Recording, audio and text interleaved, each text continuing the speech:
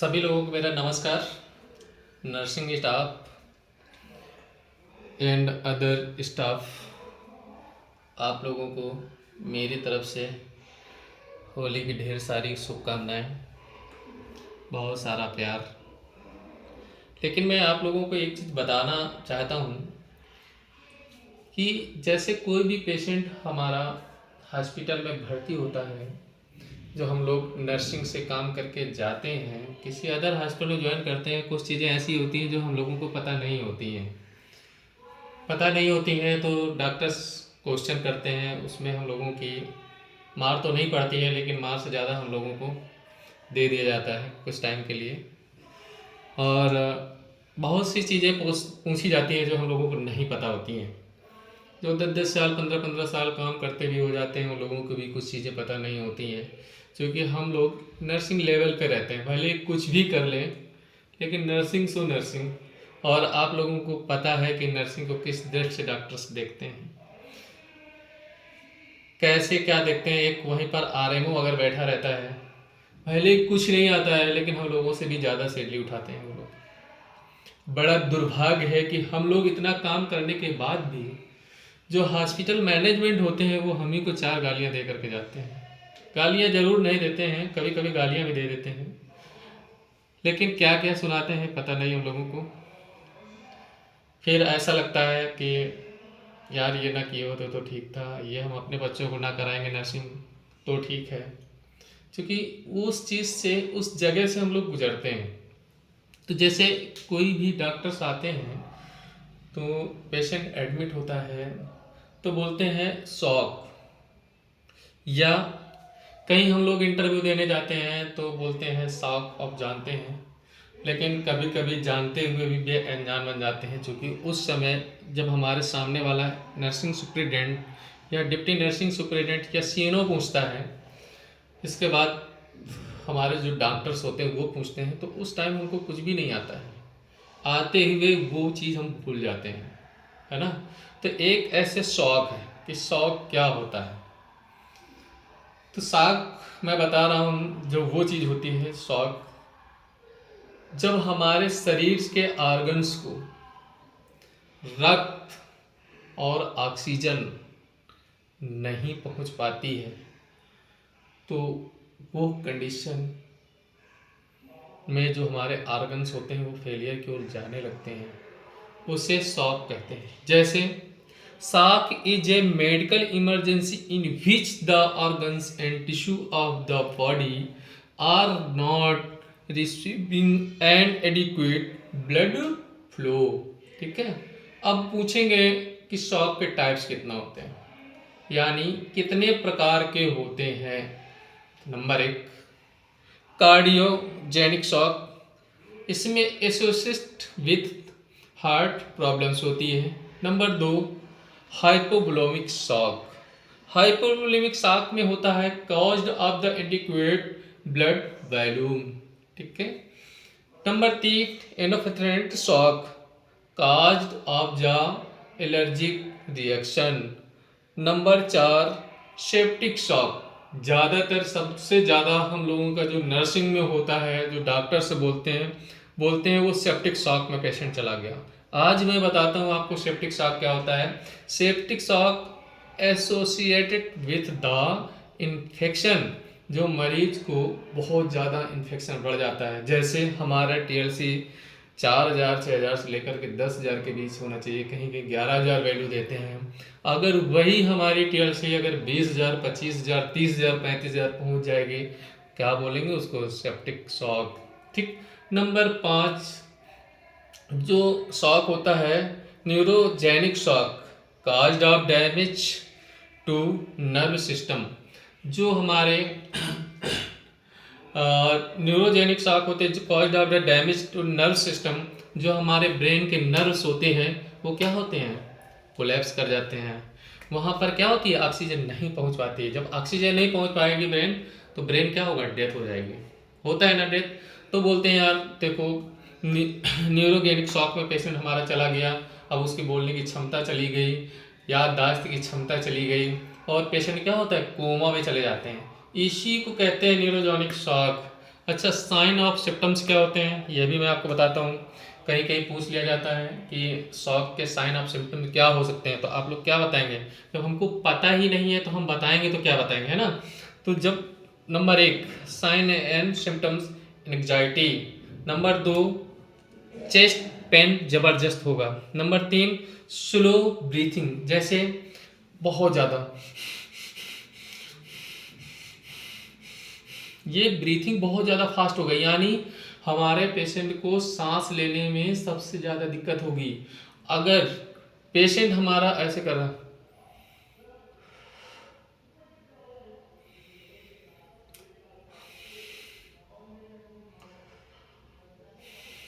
तो ये क्या होगा? यानी सांस मरीज हमारा खींच रहा है ना? जब खींचेगा तो क्या होगा? ब्रीथिंग डिफिकल्टी पेशेंट को ज़्यादा होने लगेगी। चौथा bills balls lips and finger nails, nails क्या होंगे? साइनोसिस होने लगेगा, अजीब से कलर हो जाएंगे, नोजिया एंड वॉमिटिंग होने लगेगी, अनकॉन्शियसनेस होने लगेगा। जब हमारा किसी भी पेशेंट का कार्बन डाइऑक्साइड ज़्यादा बढ़ जाएगा तो पेशेंट क्या होगा? बेहोश होने लगेगा, है ना? तभी उसको कहते हैं CO2 नार्कोसिस में पेशेंट हमारा जाने लगा। CO2 नार्कोसिस में अगर पेशेंट चला जाता है हमारा, तो किसमें हम लोग डालते हैं? वेंटिलेटर या बाईपैप। अब बाईपैप वेंटिलेटर क्यों डालते हैं? डायरेक्ट ट्यूब तो डाल नहीं देंगे, तो पहले बाईपैप से सपोर्ट करेंगे। अगर सपोर्ट करेंगे वो भी ABG कराने के बाद में, ABG में हमारा कार्बन डाइऑक्साइड ज़्यादा बढ़ा हुआ है, तो उसको वॉश करने के लिए हम लोग सबसे पहले बाईपैप का यूज करते हैं। अगर दोबारा बाईपैप फिर ABG कराते हैं, अगर मेंटेन नहीं कर रहा है, पेशेंट को आराम नहीं मिल रही है, तो क्या करेंगे? पेशेंट को हम NIV लगा देंगे। अच्छा, NIV और बाईपैप लगाते हैं तो किस कंडीशन में? नहीं लगाते हैं अगर पेशेंट हमारा अनकॉन्शियस है, सेंस में नहीं है, पेशेंट हमारा बेहोश है, तो हम कभी भी NIV मास्क और बाईपैप मास्क कभी नहीं लगा सकते हैं। चूँकि क्यों? वो कार्बन डाइऑक्साइड वाश नहीं करेगा और डायरेक्ट वाश हो जाएगा पेशेंट, इसलिए हम कभी भी नहीं लगाते हैं। पेशेंट उस कंडीशन में हम पेशेंट को क्या करेंगे? तुरंत इंटूबेट करेंगे, लाइफ सपोर्ट पहले देंगे, ACLS एडवांस लाइफ सपोर्ट, और उसको मैकेनिकल वेंटिलेटर में डाल देंगे। उससे NIV से हम वाश कराएंगे पेशेंट को, है ना? अब कॉज क्या होते हैं पेशेंट के, किस किस रीजन से और किस किस कारण से होता है। नंबर 1 पेशेंट का जब भी होगा शॉक तो कार्डिक फेलियर में, दूसरा हेमरेज, तीसरा डिहाइड्रेशन, चूँकि पानी की पूर्ति नहीं हो रही है और ब्लड कम हो गया, चौथा सीवियर एलर्जिक रिएक्शन, पांचवा लेस यूरिन आउटपुट, जब पेशेंट को पानी नहीं देंगे, नहीं फ्लोट जाएगा तो क्या होगा? पेशेंट को यूरिन ही नहीं आएगी, यूरिन नहीं आएगी तो पेशेंट का अपने आप क्रेटिन बढ़ने लगेगा, फास्ट हार्ट रेट बहुत ज़्यादा जाने लगेगा, टैकीकार्डिया जबरदस्त होगा, ठीक है? इसके बाद में distended jugular veins in cardiogenic shock, है ना? Cool clammy skin due to vaccination, hyperthermia बहुत ज़्यादा पेशेंट को फीवर आने लगेगा, है ना? Due to decrease perfusion and sweating, बहुत ज़्यादा स्वेटिंग होगी, बहुत ज़्यादा पसीना छोड़ेगा, क्यों? क्योंकि उसको हार्ट में ज़्यादा लोड पड़ रहा है इसलिए। चौथा thrust and dry mouth, patient को बहुत ज़्यादा प्यास लगेगी, बहुत ज़बरदस्त प्यास लगेगी, क्योंकि हमारे बॉडी में पानी नहीं रह गया मरीज के, जब पानी नहीं रह जाएगा तो पेशेंट को ज़बरदस्त प्यास लगेगी, है ना? तो इसके नेक्स्ट इन्फेक्शन पेशेंट को WC बढ़ जाना, TLC इतना ज़बरदस्त बढ़ जाता है कि सेप्टिक शॉक में पेशेंट चला जाता है ना।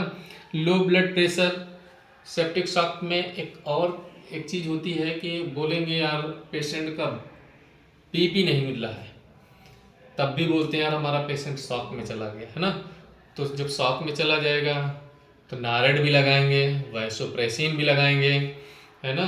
बहुत सी सारी मेडिसिन है जो अपन लोग लगाते हैं, और पेशेंट बहुत ज़्यादा कन्फ्यूजन में चला जाएगा, है ना? कन्फ्यूज हो जाएगा, वीक एंड अपसेंट पल्स हो जाएगी, पल्स धीरे धीरे बिल्कुल मिलेगी और धीरे धीरे मिलते मिलते एकदम से नहीं मिलेगी, है ना? अब मिलेगी तो बहुत ज़्यादा फास्ट मिलेगी, बिल्कुल भी नहीं मिलेगी, सारी कंडीशन होती हैं, है ना? अब पैथोलॉजिकल में क्या कराते हैं? पैथोलॉजी में हम लोग क्या कराएंगे, इनडिक्यूट परफ्यूजन कराएंगे, देखेंगे क्या hypoxia, less than energy level. अब इसके बाद हम लोग क्या करते हैं, लैक्टिक एंड एम्युनिकेशन एंड पीएच लेस देन वैक्स वाई वेस्को कंस्ट्रक्शन। अब मेटाबॉलिक एसिडोसिस में देखेंगे, एनारोबिक मेटाबॉलिज्म देखेंगे, dysfunction of cell members, distribution डिफेंशन एंड सेल डेथ, यानी जो भी हमारी सेल होती हैं वो क्या होती हैं, मरने लगती हैं। अच्छा हम लोग अब हमारा नर्सिंग का पार्ट आया, नर्सिंग मैनेजमेंट में क्या देखेंगे, shock is a emergency area, so we should give emergency treatment such as, है ना, if the person is conscious and does not have a injury to the head leg spine, है ना, place the person is shock position, give if appropriate first aid for any wounds, injuries and illness, keep the person warm and the comfortable, lotion light clothes, है ना, if patient is having vomiting, turn the head to the side, our side। Patient के attendance से पूछेंगे कितनी बार ये गया है, कितनी बार पलटी हुई हैं, मोशन हुआ है या नहीं हुआ है, यूरिन हुआ है कि नहीं हुआ है, अगर हुआ है तो कितनी बार हुआ है, अगर नहीं हुआ है तो कब से नहीं हुआ है, ये सारी चीज़ें हम लोग पूछेंगे पेशेंट से।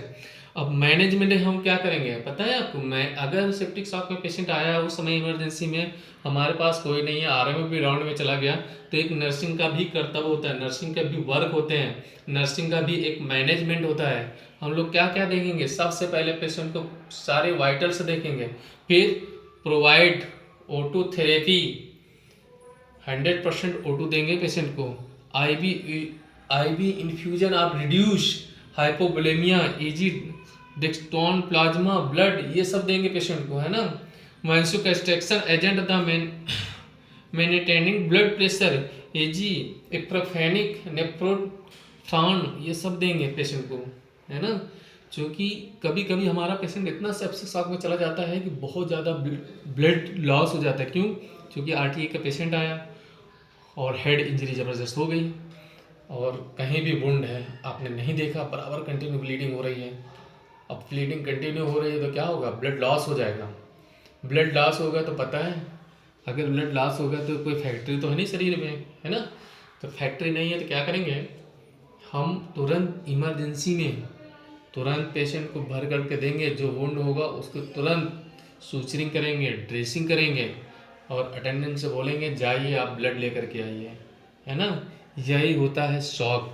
अच्छा लगे तो कमेंट्स करिएगा, अगर अच्छा लगे तो फॉलो करिएगा, ना भी अच्छा लगे तब भी आप लोग पढ़िएगा, लेकिन पढ़िएगा ज़रूर, आप लोग देखिएगा ज़रूर, बहुत मज़ा आएगा। नेक्स्ट वीडियो में फिर मिलते हैं, नमस्ते।